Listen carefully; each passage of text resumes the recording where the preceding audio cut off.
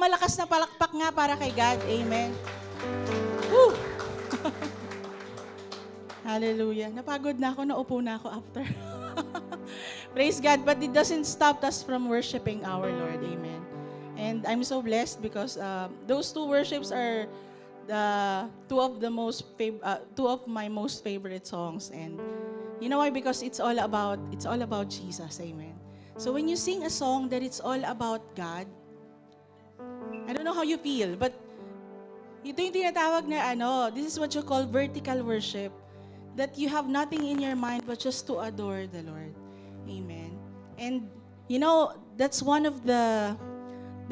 that should be one of our goals in our Christian life, in our walk in life. That time will come. Sabi nga ni Lord, time will come, and now it is.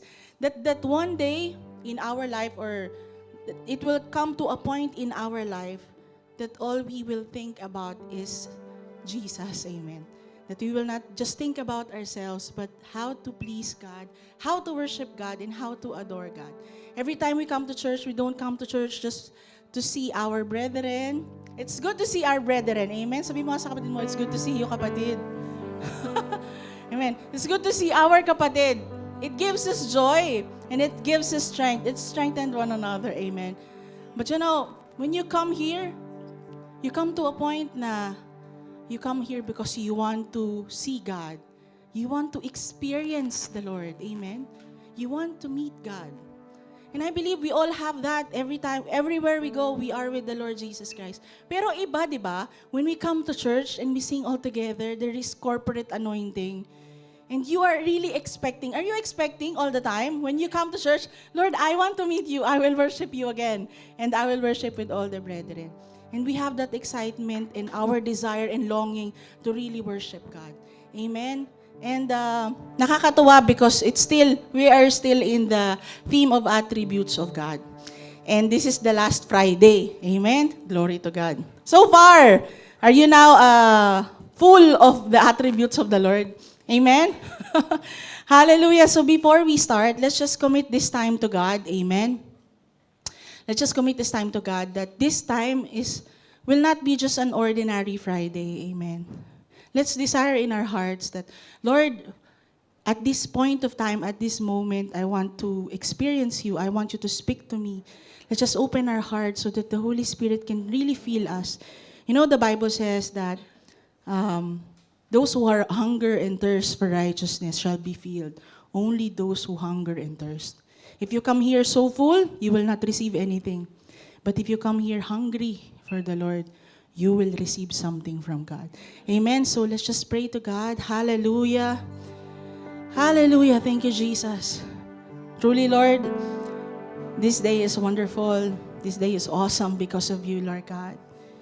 And Lord, nothing is important in this place but you, O Lord. And we want to experience you, God. We want to meet you, Lord, through your words, O Lord God. Salamat, Panginoon, for preparing our hearts, for opening our hearts, for making our hearts ready to receive your word, O Lord God. Salamat, Panginoon, for using me as your mouthpiece, O Lord God.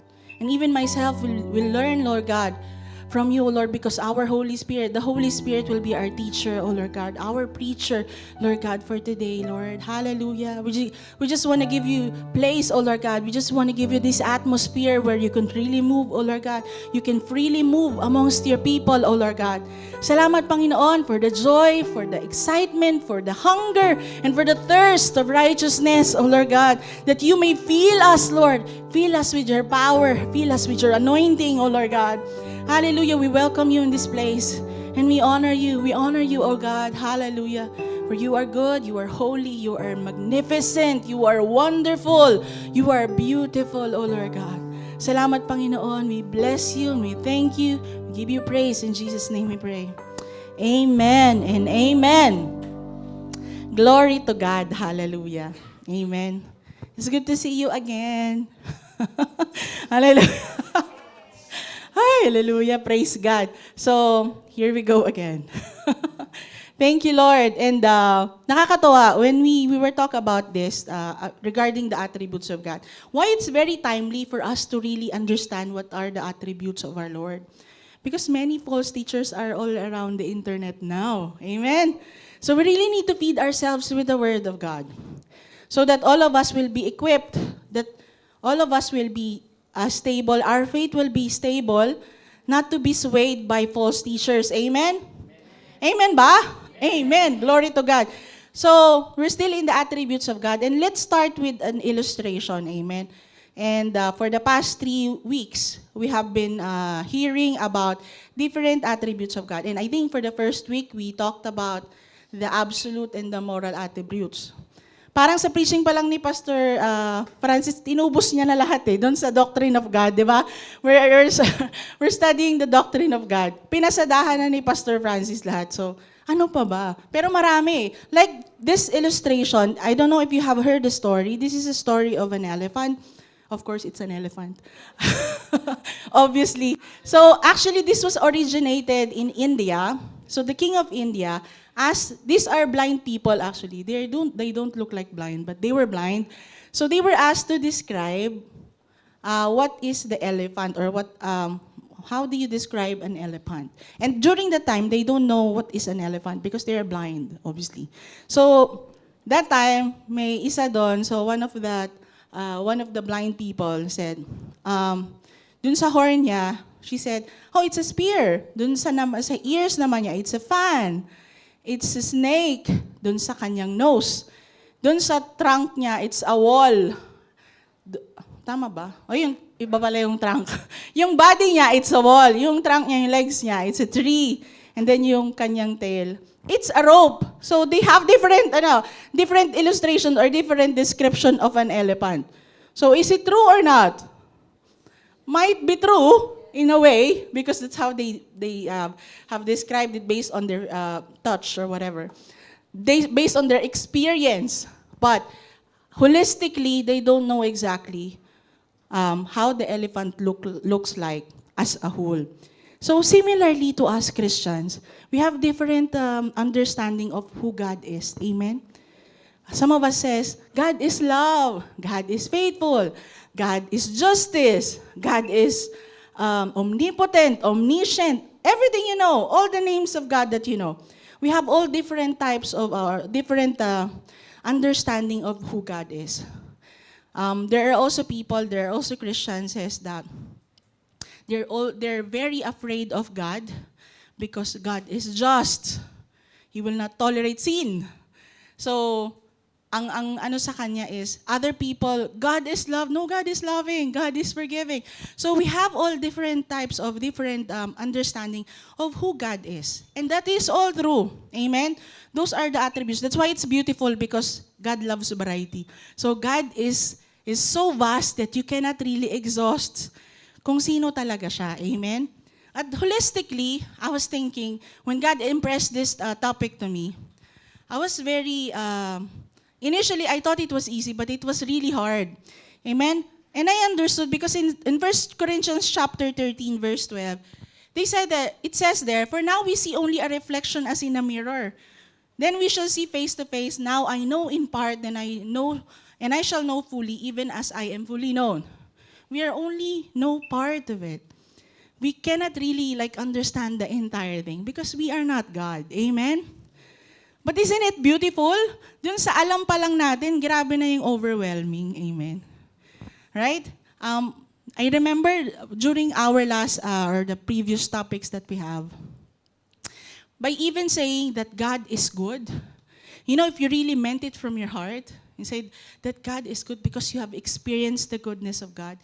Every time you say God is good, you will really feel it. Just like a glass of water. If you have a glass of water and you are not thirsty, but you say, it will quench your thirst, you can just drink it. But if you're really thirsty, that glass of water is a miracle for you. Amen?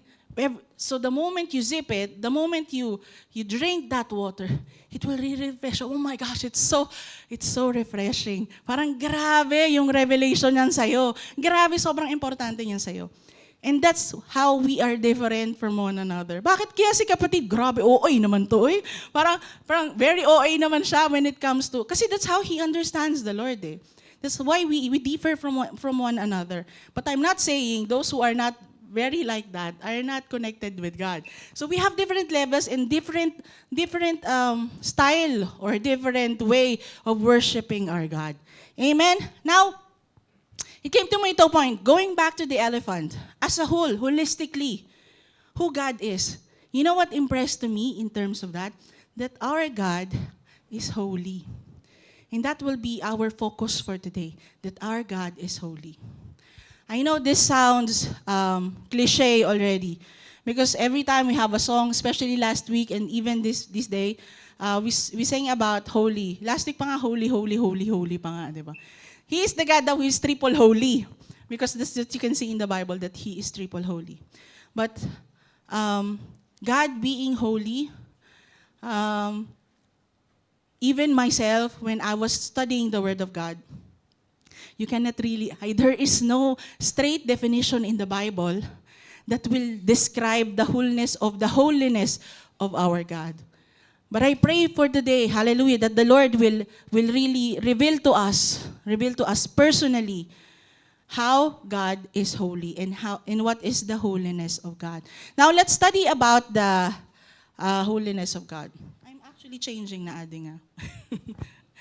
Just follow. Okay, now God's holiness, as we have discussed that during the first Friday, it's one of God's moral attributes. Amen. Sabi dito, it's one of God's moral attributes. It means it is shared to a limited degree with redeemed man and pertain to character and conduct. So this is an attribute of God that is shared with us. So if God is holy, we can also be holy. Amen. And the Hebrew word for holy is kodesh. And it comes from the root word kadash. It looks the same, no? But it's a root word. Kadash, kodesh. So the root word simply means to be set apart and sacred for a specific purpose. So being set apart is being holy. Amen. So there are two meanings based on this. So primary meaning talaga niya is to be set apart. If you are going to what do you call this? Described it to people, if you are holy, means you are set apart for the specific purpose or for the Lord. Even our things here are called holy as well. Do you know that? May mga sanctification pa nga kami mga ginagawa dyan. So the instruments are set apart for the works of the Lord. Amen? You cannot use that outside. Parang our lips should be holy as well. Our lips should be for the specific purpose. You don't praise God with your lips and curse it with your brother or other people. Amen? So, meaning you set it apart for the glory of God or for the works of the Lord. Amen? So that's the primary meaning. And the second one is in terms of purity, in terms of your conduct and character. Good manners and right conduct. Yan. So, so yung pala, no? Kasi normally, the how we describe holy, yung may halo dito. Di ba? You're so holy, may halo. Na you're not sinning. So, actually, the deeper meaning of that is not just about absence of sin or staying away from sin, though it's true, but being set apart for the Lord. Amen? Parang we will have a simple idea about it. Amen? And I remember when we were young Christian, there is a pastor that visited our church, and then they asked us, "Who amongst you here are holy?" Tapos titinginan kami lahat. And do you know how many people have raised their hand? Do you know? No one. No one raised their hand. So, grabe naman, holy ganyan. So, parang kami titinginan kami. So, we are checking ourselves, and we are ashamed to actually claim that we are holy. And then, the pastor was so surprised. And then, he went on discussions and stuff. I forgot the thing. Ito lang na-remember ko talaga. And then, he went through Hebrews chapter 10, verse 10.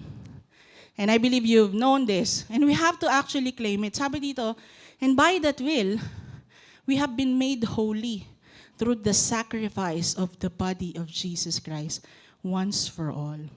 Amen. So the holiness, our holiness is actually not because of what we've done.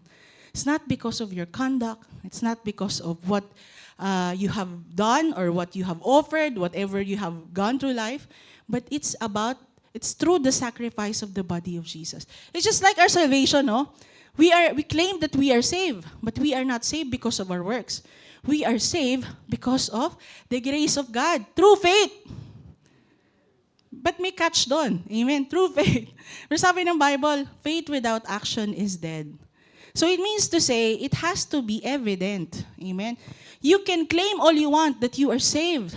But if it's not seen in your life, you will question yourself, is it really true? Or even if you assess yourself, am I really saved? Amen?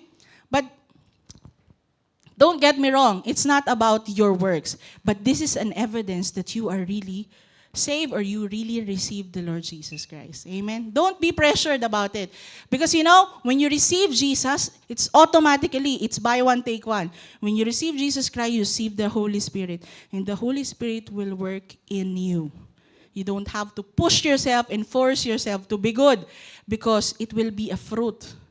The fruit will come out. Amen? And you will just be surprised how the Lord is changing your life. Amen? The same thing with holiness. Amen? It says there that we have been holy.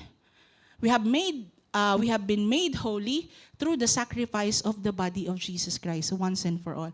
And I will explain to you later why this is necessary for us to actually understand that we are holy. So if I will ask you today, who amongst you here are holy? Oh, hallelujah. Kung tinanong ko siya earlier, no? Hallelujah. Thank you, Lord. So we have been made holy, whether you like it or not. But this is for those who have received the sacrifice of Jesus. Amen. So have been made holy by the Lord because this is an attribute that is shared with all the redeemed. Amen. Take note, with all the redeemed. Amen. And we are called holy. Amen. That's why here it says, in 1 Peter chapter 1, verse 15 to 16, but just as he who called you is holy, so be holy in all you do, for it is written. Ito na. It doesn't stop there. Amen? So it doesn't stop that the Lord have made you holy. Kasi even faith, even our salvation, the Lord gave us salvation, but the Lord says also that we have to work out our salvation. Amen? Here, He says, because the Lord our God is holy, and He who called you is holy, so you also be holy. For it is written, be holy, for I am holy. And this is not just in the New Testament. Amen? Because we were thinking, because of Jesus Christ, right? But you know what? In the Old Testament, this has also been asked by the Lord or been asked by God to His people. In the book of Leviticus, it says here, Leviticus chapter 19, verse 1 to 2, and the Lord spoke to Moses, saying, speak to all congregation of the people of Israel and say to them, you shall be holy. For I, the Lord your God, am holy. So how can they be holy? They don't have the sacrifice of Jesus Christ yet during this time. And here, because it's in the book of Leviticus, what made them holy is the book of the law. If they abide in the book of the law, then they actually qualify themselves to be holy in the sight of God. And there are sacrifices, there are tabernacles that they offer animals for God. Amen. And in Leviticus 11:44-45, sabi doon, for I am the Lord your God, consecrate yourself therefore and be holy, for I am holy. You shall not defile yourself with any swarming that crawls on the ground. Even the animals that you eat, in the Old Testament, there are clean animals and unclean animals. If you eat an unclean animals, it will defile you. It will tarnish you. So that will not make you holy. So yon, for I am the Lord who brought you up out of the land of Egypt to be your God. You shall therefore be holy, for I am holy. Sabi mo sa katabi mo, kapatid, be holy. Be holy because God is holy. So that's our goal, we need to be holy. Hallelujah. Ang sabi pa dito, balik tayo sa New Testament. In 1 Thessalonians chapter 4, verse 7, for God has not called us for impurity, but in holiness. Amen. Hindi ka naman sinave ni Lord. God did not save you just to enjoy and just to be free. Amen. Di ba, pinri tayo ni Lord He did not free us to freely sin. But actually, He freed us from sin. Because before, we are slaves from sin. Amen? We have slaves from sin that whatever we do, we cannot be freed. Now the Lord has freed us from sin so that we can do the works of God. Amen? We are called, God has not called us for impurity, but in holiness. In Hebrews chapter 12, this is very important. They disciplined us for a little while as they thought best. But God disciplines us for our good, in order that we may share in His holiness. Amen? So these are the things that we need. In order for the Lord to share His holiness, God is disciplining us. That's where the trials, sometimes the testing happens to test us. Sometimes, yung anger management natin, why we encounter people that are very pasaway, right? Because the Lord is testing us whether we will fight back or we will retaliate. Amen? But if you exercise, I am holy. I have been made holy by God. Ganyan, di ba? Hallelujah. So, you are actually disciplining yourself. Amen? Because you are set apart. Parang if we are mixed with other people, kailangan nag-stand out ka because you are different. Amen? You have been set apart for the glory of God. So, they can really, really sense that you are Christian. I don't know if you encounter this. You don't really share the word of God, that they would know that you're Christian by the way you speak. Amen? So, that's how they know. Nakaka-bless. Glory to God.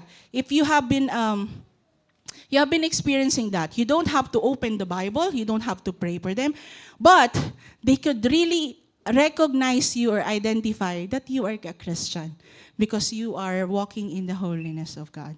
Amen? Glory to God. Now, the question is, why God wants us to be holy? Bakit ba? So the Lord God says, I am holy, you should be holy. For I am holy, be holy. Hallelujah. Why? Why God wants us to be holy? Because God is holy. You know what? We cannot even enter His presence if we are not holy too. His holiness is so powerful that we cannot withstand it. He is unstained by sin and evil. He is perfect in every way and perfectly good at all times. I remember during our devotion last week, si Brother Sid nandito ba? So when we talk about holiness, hindi na ako nagsalita kasi baka mapahaba, may time na kasi noon. So biglang may nireveal sa akin si God during the time, but why we need to be holy? And this is a shared attributes of God. You know why? So that we would have an idea what holiness is. So we would understand the Lord. Amen? And parang, as in, we have an idea, oh, God is holy. Because, to be honest, if you say holy, what holy means? Do you really understand it, full grasp of it? What is the holiness of God in full? So, we will have an idea, because it's shared, that we can also be holy. Because the holiness of God is so vast, you cannot even describe it.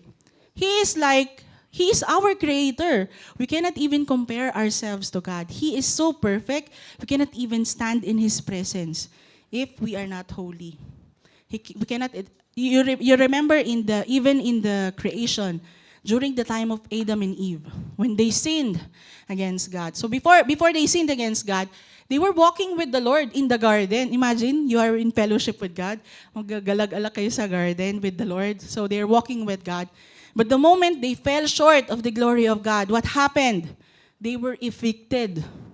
Kasi God cannot stand with sin. Hindi pwede, and we will be consumed. So all of us will die in the presence of God because of our sin. Amen? And He is so powerful, we cannot withstand it. Amen? So in Habakkuk chapter 1 verse 13, sabi doon, your eyes are too pure to look on evil. You cannot tolerate wrongdoing. Imagine this kind of God that we have. He cannot tolerate wrongdoing. But right now, what we are thinking, God is gracious, God is gracious. God is forgiving like that. It's all true. But we should not forget who God is. Imagine, nag-adjust na si Lord sa'yo. Hallelujah. Hallelujah. But who God is, He is holy. He is perfect. We will go to that point later. Amen. Kung paano nag-adjust si Lord para sa iyo. Amen. In 1 John chapter 1 verse 5, God is light. In Him there is no darkness at all. There is no darkness. There is no shadow of turning. He is full of light. You won't see any shadow at all because He is light. Amen. And in 1 Samuel chapter 2 verse 2, there is no one holy like the Lord. There is no one beside you. There is no rock like our God. That is our God. Amen. He is perfect. He is holy. He is light. He is pure. So lahat ng mga bagay na yun ang ating Panginoon. And we have to understand that. Hi, hallelujah. Why we need to understand that? Because sabi nga doon, we cannot even enter His presence if we are not holy too.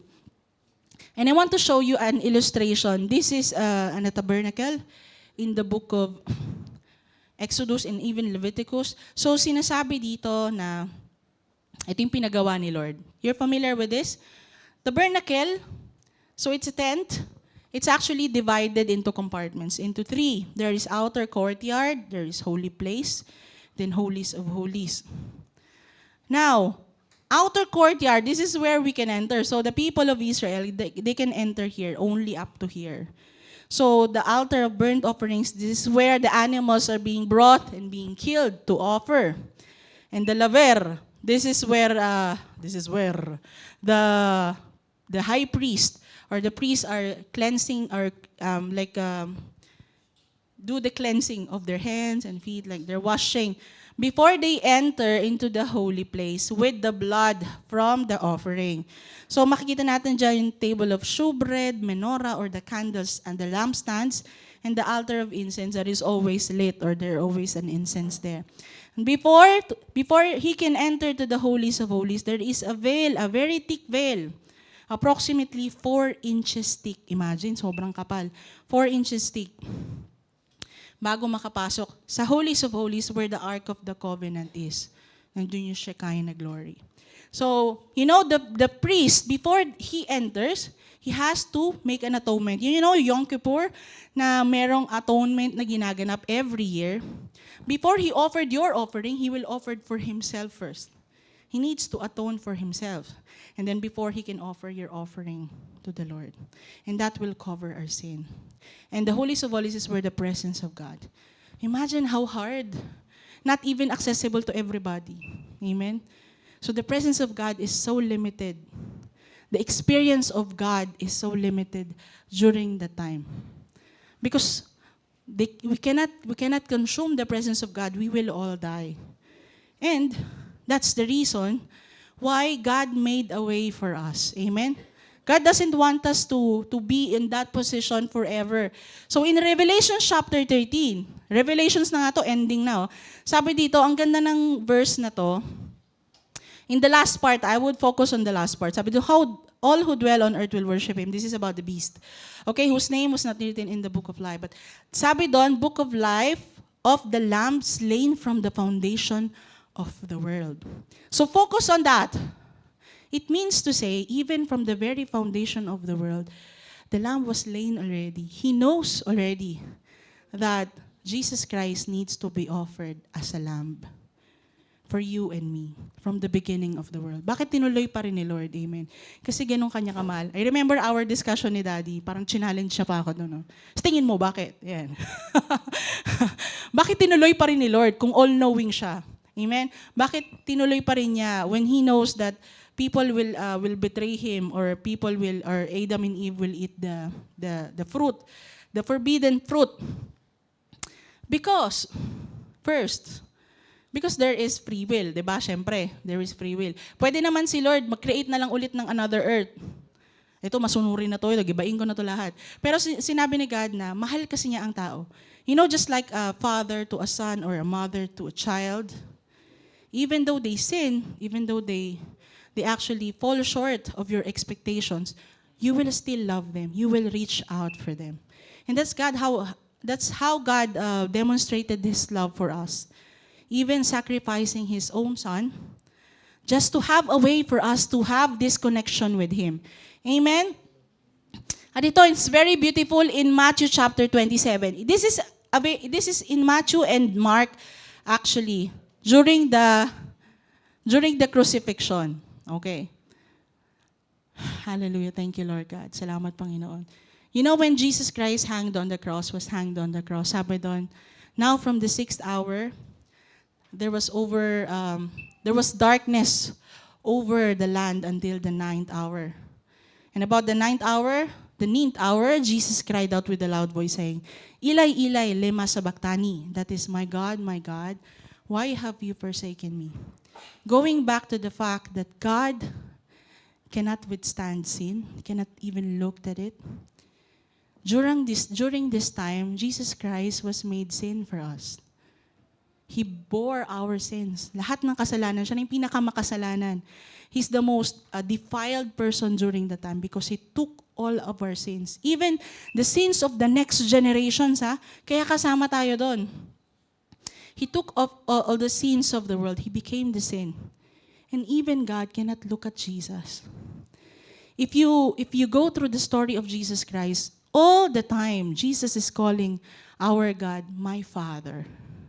My Father, my Father. And this is the first time and only time that Jesus Christ called God, my God. Because He is no longer the Son of God. He is the sin of the world. Amen? And it's very beautiful in the illustration. If you have watched the Passion of the Christ, a tear fell from heaven. It's not written in the Bible, okay?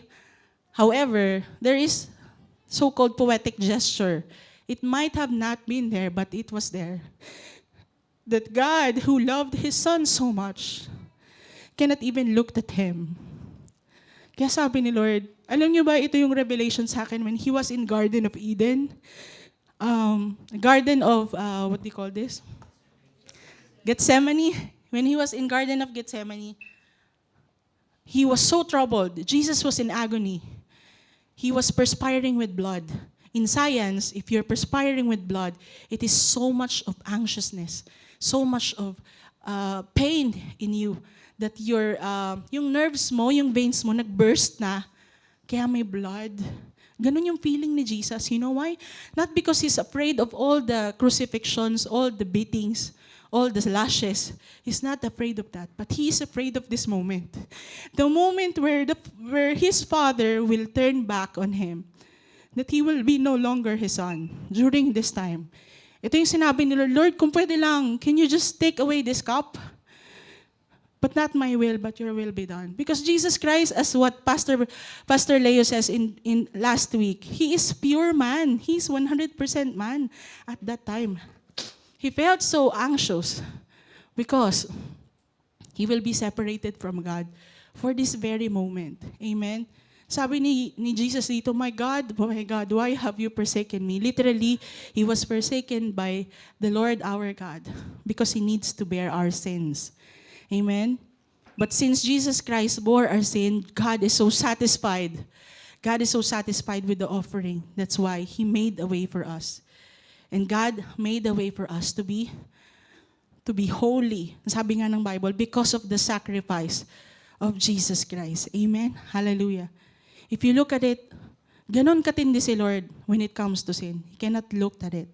Right now, we enjoy the grace of God. We enjoy the forgiveness of God because of what Jesus Christ has done on the cross. And sometimes we take it lightly because we're saying, oh, God is forgiving. May grace naman si Lord. But this is the sacrifice that Jesus has done. And I remember the song I wrote, yung, ano ba yun? Yung last na chorus. Walang iba, ikaw lamang, Jesus, ang nagbigay ng tunay na pag-ibig. Kaligtasan at kaligayahan ko, buhay mo ang naging kapalit. Diba yung ina-enjoy natin ngayon na buhay, si Jesus Christ yung nag-sacrifice para lang maging possible yon for us. Amen? And this is a very good illustration for us to understand the holiness of God in the book of Isaiah.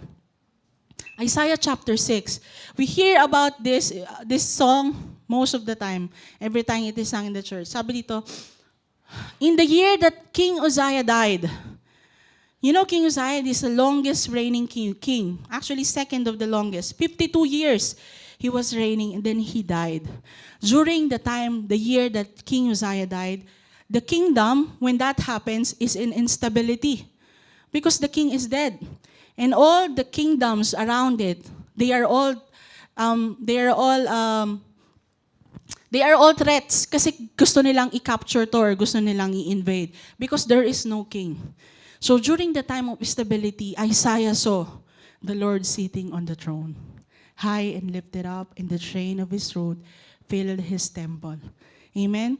So when it comes in a point of our lives that we feel that we are unstable, there's a lot of vulnerabilities. Remember that the Lord is sitting on his throne. Amen. Hallelujah. And above it all, the seraphims each had 6 wings. With 2, he covered his face, his feet, and he flew. Amen. This is a powerful angel. They call it super angel. Amen. Kasi grabe, nung sinabi nila, Holy, holy, holy is the Lord of hosts. The whole earth is full of his glory.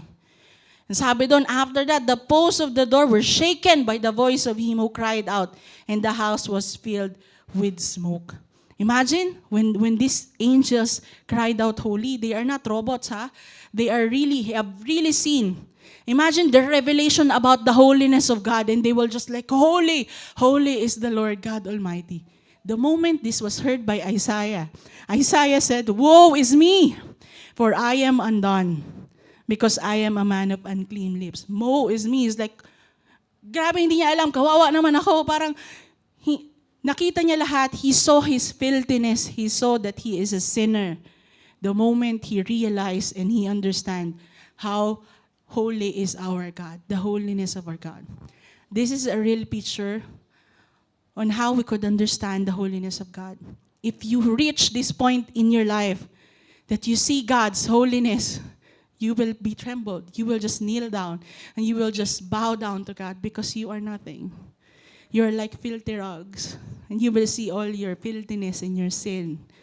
Amen. Kaya don't wonder every time we have praise and worship, there are people who are crying.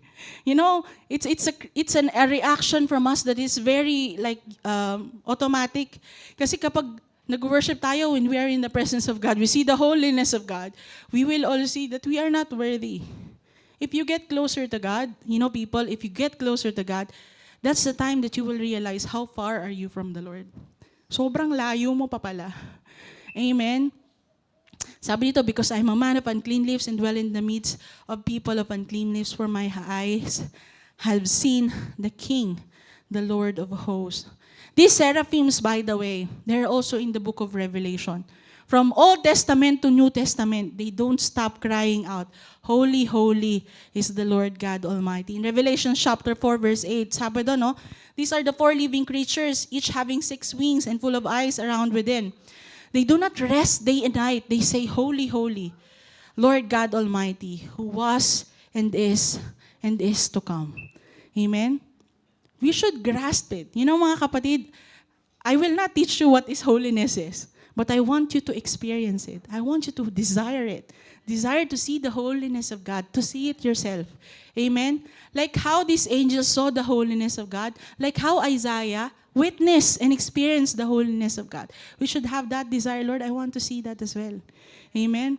I want to see how filthy I am, so I cannot boast for anything. Because you know what, people, if we compare our holiness with God's, it's just like a lamp. I have a picture there. Oh, parang it's like a lamp comparing to the sun. Amen? If you put the light in darkness, akala mo ang liwaliwanag mo na. Amen? You feel like, I'm holier than Him. Kasi you are lesser evil. Parang ganyan. So parang kapag lesser evil ka, mas holy ka ba? So minsan kasi we are like that eh. Because we feel like we are better, that we are good enough. But if we just compare our holiness with other people, then we are mistaken. Amen. Compare ourselves to the holiness of God and you will always be humble. Amen? Because you cannot compare it to God's holiness. Amen. Hallelujah. For our God is holy. Now in our conclusion, hallelujah. Thank you, Lord, For this is, actually when I was preparing this, andito na ako agad sa conclusion. Nilagyan na lang ni Lord ng mga fill-ups, ganyan. Kasi ito talaga yung gusto kong i-share, Lord. Thank you, God. Sabi dito ng Bible, I love this verse in Psalms 100, verse 3. Mga kapatid, I'm challenging you. So, let us not take the Lord so lightly. I know God is good, God is forgiving, God is gracious. But Psalms 100 verse 3, know that the Lord, He is God. He is not just your friend. He is not just our pastor or your kumare or your kapatid or nanay. He is God. He is our creator. We should treat Him as who He is. He is God. He who has made us and not ourselves. We His people and the sheep of His pasture. Sometimes we are so comfortable of this world because we can come to church anytime. Sometimes we can just attend Zoom. And we don't really check ourselves every time we come, no? Sometimes we come late. Guilty rin ako dito. So, this message is for all of us that we should be really sensible in terms of our walk in life. Let's not play church. Amen. Let's not play this relationship with our God. Know that our God is God. He is God. Imagine this is something na sobrang envious ang ibang religion. Kasi sobrang takot sila sa Diyos nila. Kaya nagtataka sila, talaga yung Diyos nyo namatay para sa inyo. Ganon sila pero kung titingnan mo sila kung gaano sila salam ba tawag doon? Gaano sila mag-pray? How devoted they are? How faithful they are? You who knows the truth, what do you do? Do you spend time with God? Do you pray? Do you actually exert time? Do you actually prepare yourself when you come to church? Do you actually aware that God is here? Siguro kung nakikita niyo si Lord dito, lahat tayo nakapatirapa na. We are all bowing down and kneeling down. But we're not because we don't see Him. But the Lord says here that we should be aware that He is here. Amen? Sabi ng Bible, whenever 2 or 3 are gathered in His name, He is there in our midst. Maybe if we see God in our midst right now, we will all be crying. We will all be bowing down before Him and worship Him. And that's kind of attitude that we should have even though we don't see God physically. We should be aware that He is here. Amen? Even here in Deuteronomy chapter 7 verse 9, therefore, know that the Lord your God, He is God, the faithful God who keeps covenant and mercy for 1,000 generations, and whose love Him and keep His commandments. Remember this, kapatid, our God is God. And He is still on His throne. And He is holy. He is pure. Though our God is forgiving, though our God is merciful, though our God is gracious, remember, our God who is holy is our God who sacrificed Himself also for us. He made the way. Nag-adjust na si Lord for us. Para tayong lahat, we will have an opportunity to actually serve Him with all our heart, offer ourselves to God. Amen. So, every time we come to church and sing a song for the Lord, always imagine that God is just in front of us. God is in the midst of us. How will you respond to His presence? Amen. How will you respond and worship God when He's actually here? He is here, mga kapatid. Amen. So, I'm inviting everyone to stand. Let's just worship the Lord and be aware that our God is in our midst. Our God is here. Sabi ng Bible, God inhabits the praises of His people. He dwells. God is omnipresence, right? God is omnipresence all around the world. Every time there are people gathered to worship Him and praising Him, He dwells in the midst of them. And let us invite that presence of God in this place, amen. We are all together, corporately, worship our God with all our heart, with all your souls, and with all our strengths, amen. Let us worship the Lord and be aware of His presence. Thank you, Lord God. Thank you for your presence, O Lord. Thank you so much, Jesus. Hallelujah. Let's stand in awe of our God. We are in awe of you, Lord. You're amazing, God. Hallelujah. Thank you, Jesus. I stand in awe of you, Holy One, mighty God. I raise my hands to you, awesome King and mighty God. I will declare your majesty and glory in this place. Lord, let your Holy Spirit bring the glory to this place. I bow my head in reverence to you, mighty God. I will proclaim how wonderful and marvelous you are. I raise my hands to you, my awesome King. I stand in awe of you. Yes, so God, we stand in awe of you, my God.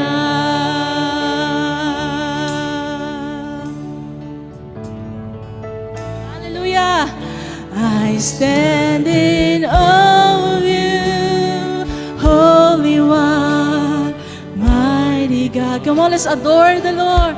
I raise my hands to you, awesome King and mighty God. I will proclaim, I will declare your majesty and glory in this place. Lord, let your Holy Spirit bring your glory to this place. I bow my head in reverence to you, mighty God. I will proclaim how wonderful and marvelous you are. I raise my hands to you, my awesome King. I stand in awe of you, in awe of you, in awe of you, my God. I stand in awe of you, Holy One, mighty God. I raise my hands to you, awesome King and my. Come on, speak to the Lord. I will declare your majesty and glory in this place. Lord, let your Holy Spirit bring your glory to this place. I bow my head in reverence to you, mighty God. I will proclaim how wonderful and marvelous you are. I raise my hands to you, my awesome King. I stand in awe of you, in awe of you, in awe of you, my God. I raise my hands to you, my awesome King.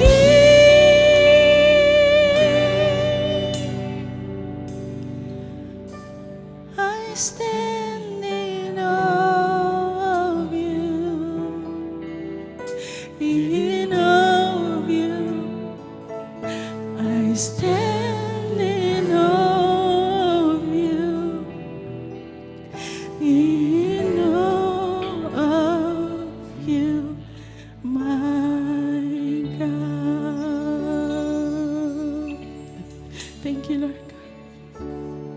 Thank you, God. We stand in awe of you, Lord. We know, Lord, we are not worthy, God. Thank you, Lord God. Thank you for your goodness. Thank you, Lord. Hallelujah. We're just amazed, oh God. We're just amazed of your love. Despite of our iniquities and sins, oh Lord God, and filthiness, God, you accepted us, Lord.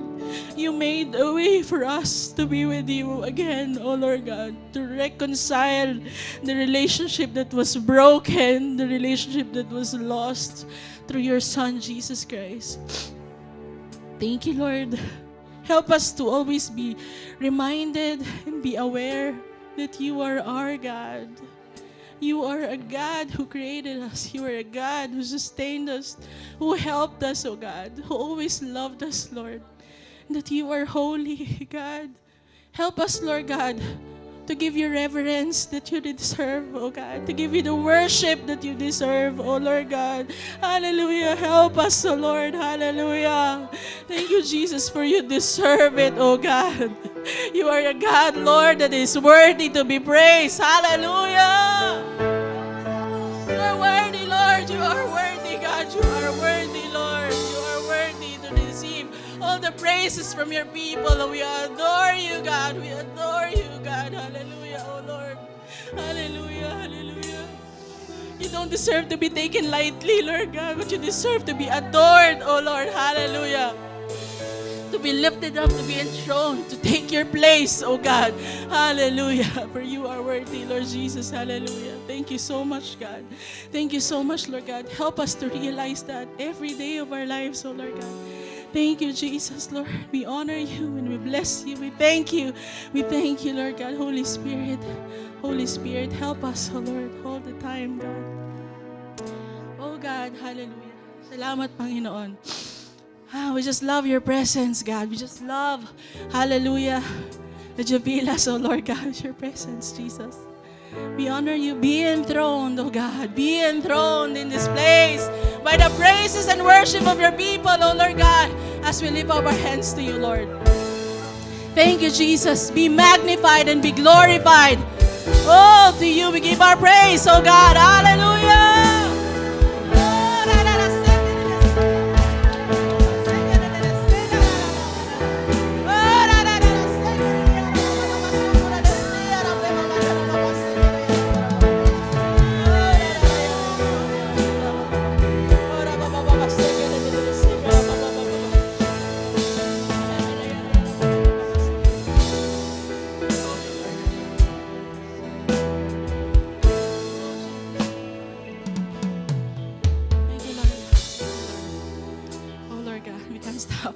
We can stop worshiping you, Lord. Salamat, Panginoon. Thank you, Lord God, for your presence, Jesus.